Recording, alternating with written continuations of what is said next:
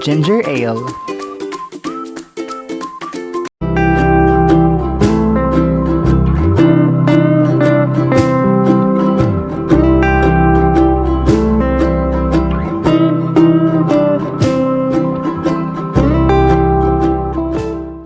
Hello everyone, welcome to Bloom's Kitchen.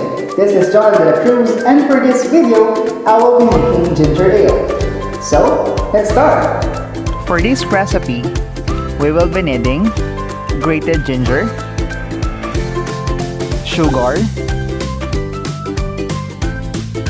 yeast, and lemon. In a saucepan,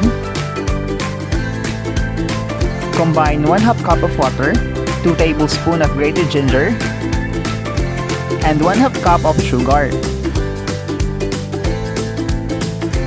Turn on the stove. Then stir until sugar dissolves.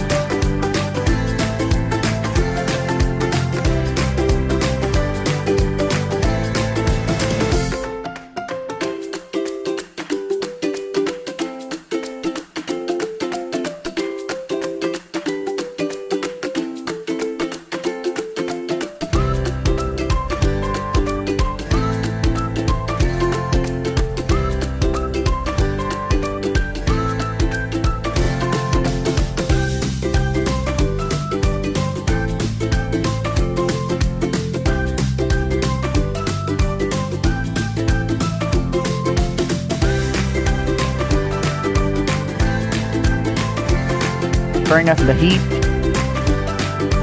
cover, and rest for an hour.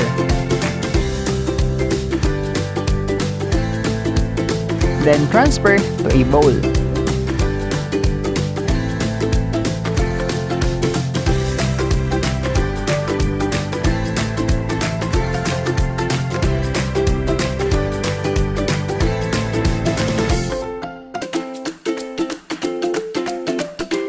Then refrigerate for 15 to 20 minutes.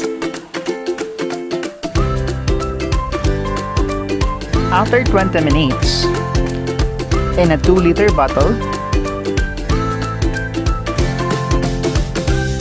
pour the ginger extract.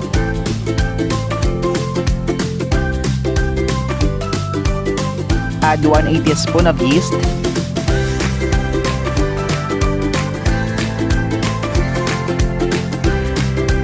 and lemon juice.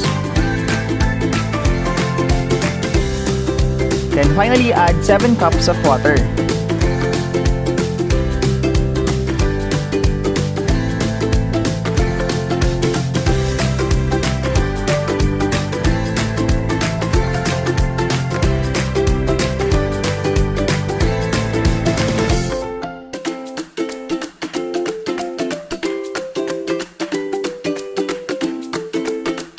Shake the bottle to mix.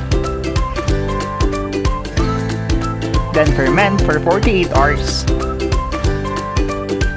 After the fermentation process,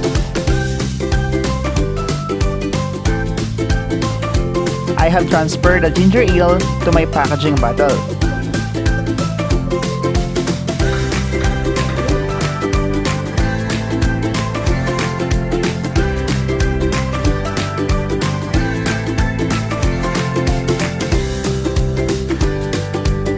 I put a tag label which contains product description and instructions.